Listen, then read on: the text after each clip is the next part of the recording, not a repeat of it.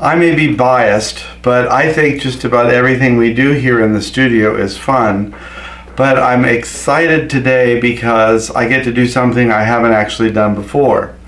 And although I've been quilting for over 30 years, this is one of the things that I find most fascinating about quilting, is that there's always something new to learn. So what we're going to be working with today is a digital quilting pattern for a table runner. And we're going to bring it in a little different than we normally would pantograph. And so I've already got white Kona cotton loaded on my backing and the top. And I have 100% cotton batting. It's a thin batting because we don't want a real fluffy tablecloth. I wanted to use a variegated thread on the white so that it showed up really well. And I was going to use one of these two blues, but they both had white in it, and where the thread went to white, I didn't want the design to disappear, because in this case the design is the whole pattern for the table runner. So what I did choose is a variegated rainbow thread. It's isocord, 40 weight. There's also a 40 weight thread on the back. I believe it's just a solid purple. I got lucky and I didn't have to change thread. So we have isocord variegated rainbow thread, we have white Kona cotton, and we have a pattern called Winter Table Runner by Jessica Schick. It was designed in 2015 and I'm just now finding it. So we're going to go ahead and get that loaded. I'll show you how I do that. And this should stitch out pretty quickly because it's just going to be basically a single pass and the whole table runner is done. So let's get the camera moved and we'll get started on this really exciting table runner. That'll be a quick project, would be a great gift. I even think if you made many of these, it could be a project that could work with a guild project, and I'll show you that later on. But let's get moving. Not much to see here. All you see is I have white Kona cotton backing, a white 100% cotton batting, and a white Kona cotton top. And I have the whole width of this is about 64 inches because the finished table runner is going to be 60 inches. So I have a couple extra inches on each side, and my IQ is already turned on. I've already got the design loaded. That's why I have my USB stick around my neck, because I just brought out the design for the table runner, and I'm going to get the machine back to its start position because that's where we always program the design. Once we move the machine, load the design, it knows where it's at and it will take off. So I'm going to go ahead and move you so that you could see up here, and then we'll get started again.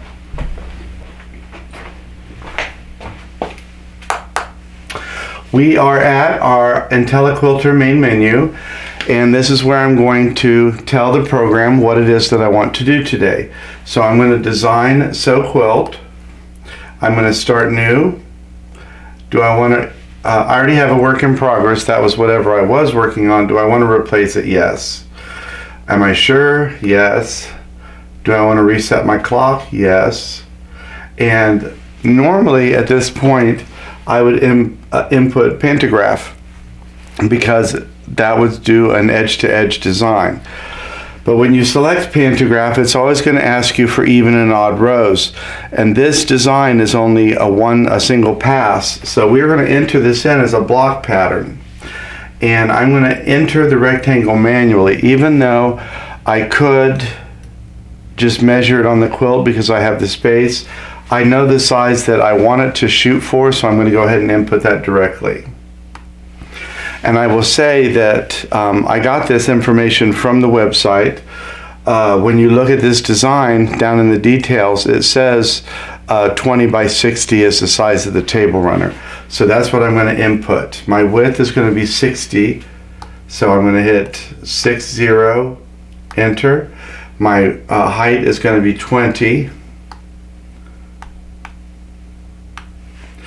And I'm going to go ahead and hit continue, and you can see my rectangle up here at the top for the whole length of the design. So now I can hit finish, and now the screen's already in downloads because I was already practicing this. These are all of the things that I've downloaded to the computer that I haven't moved yet into their permanent home. That's just library maintenance, and you have to do it every once in a while. But right now I can just arrow over until you see the design here. I've already changed the name of my winter table runner to include the 20 by 60 so that I can tell when I pull the design up what size it's supposed to be, because I didn't design this and I may not remember. This is just a way for me to remember that. So I can highlight it and then hit continue, and now I can go automatically to finished because it's not going to call up for an even and odd patterns the way a pantograph would. So I can hit finished and finished again, and now I'm ready to sew quilt. I have my thread in the machine. I'm going to put my machine to manual. I'm going to hit sew quilt and select the first pattern to quilt, which is going to be the entirety of the table runner. It's all going to sew in one pass. So I'm going to hit continue and sew quilt, and it's going to go down to the first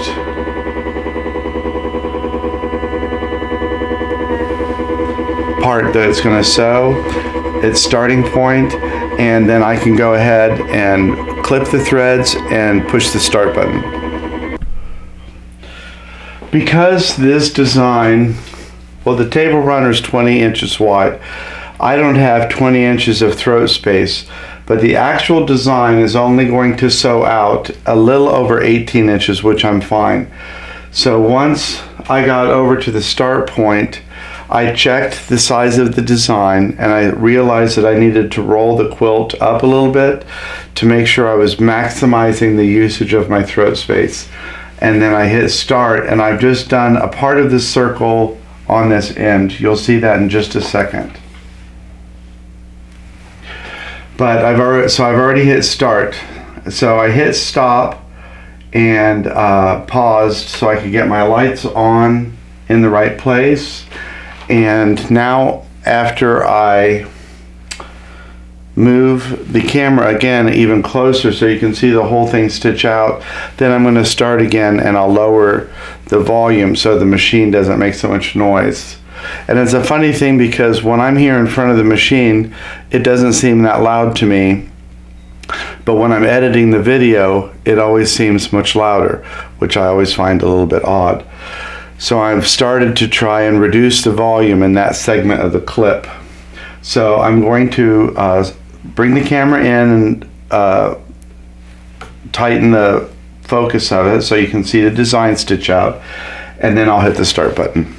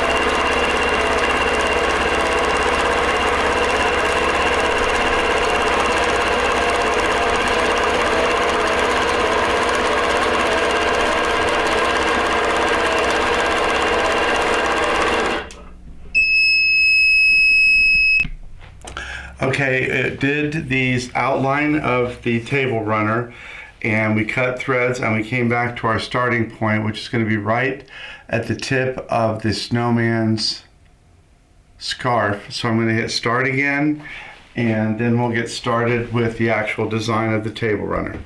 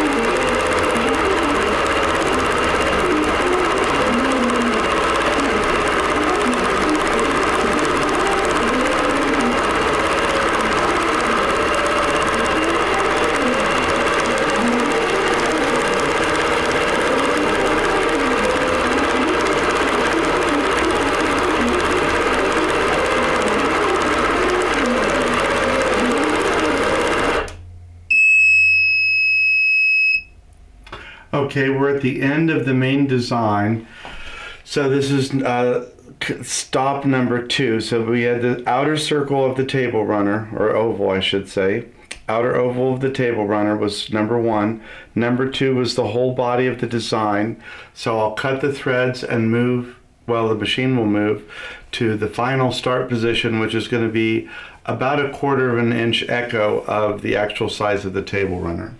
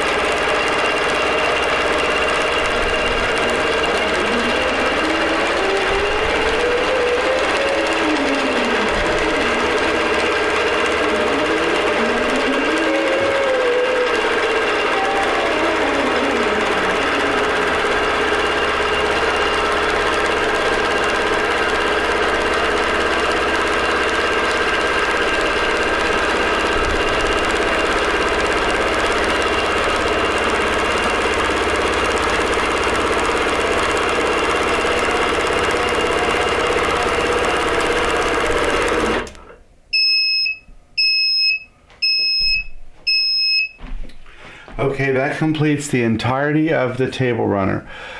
It was a little bit more than 15 or 16 minutes to stitch this out, so this would be really an incredibly quick Christmas gift for people. And you could do this, of course, on printed Christmas fabric and just have this be an added design. You could do it on a solid color, as I have done, with a printed Christmas fabric on the back, and then it could be reversible. And another thing you could do would be then embellish this color inside the line, which we will be doing in a separate video. I'm going to do a couple other tabletop items in other videos, and then we're going to do a little bit of a series on how to embellish some of these in different ways. So this is a super quick and fun project. You really could be knocking out 1 or 2 of these a week throughout the year, and then have stacks of things that you could give away to guild members or to friends or family. So that's going to wrap up this quick video on a holiday table runner. This particular one is called Winter Table Runner. It was by Jessica Schick, and this one was designed in 2015. The size was approximately 20 by 60, and I cut my fabric 64 inches. And so thanks for stopping by the studio, and we'll see you again next time.